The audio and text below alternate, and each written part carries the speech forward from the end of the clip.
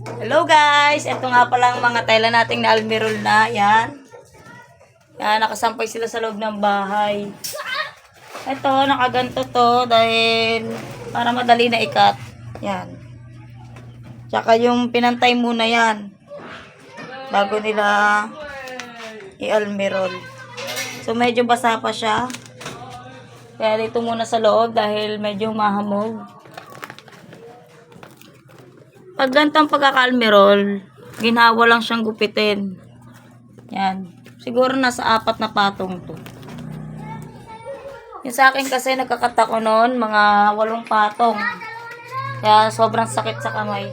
Ayan. Ilang yards to, ma? 2 tsaka 3?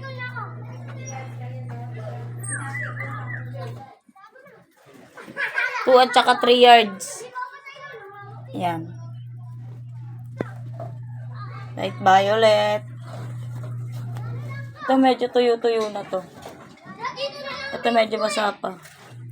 So may mga tela pa tayo ditong natira yan. Kaplansyahin ko pa yan. 1, 2, 3. So, ito yung may mga lace na yan. So naghihintay na lang tayo ng deliver ng spook. Kung kailan darating. Pero Martes yung nagdi-deliver. Kaya waiting lang. Yan. At saka busy pa ang ating mga mandirikit. Dahil nandyan ang kanilang mga jusawa. Yan.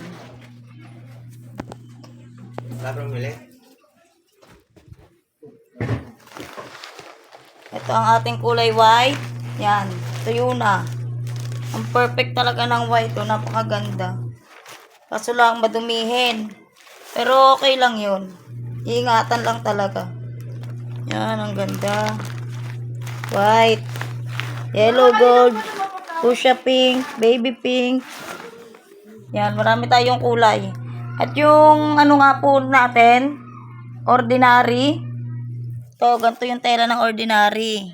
Yan. So, yung ibang ordinary nating tela ay pinakat muna ni mama sa iba.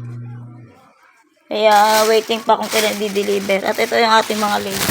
Ayan. Mga natirang lace. Wala pang budget, kaya per rolyo muna ang binibili natin yan. Sa isang rolyong ganito, 75 pesos. Dati, 100 ang nalalagyan. Kaso lang, sobrang lapad ng pamaypay namin. Konti na lang talaga. Kaya ang 5 yards, isa dati nito. Kaso lang, hindi rin kaya. Ngayon. Dahil sobrang laki ng pamaypay natin. Nakikita nyo naman po yan, no? Kung gaano yung kalapad, di ba? Halos talagang bukang-buka siya. Yan. Kaya ang sabi ni buyer, basta maganda, maganda rin ang presyo. Kaya yan, thank you.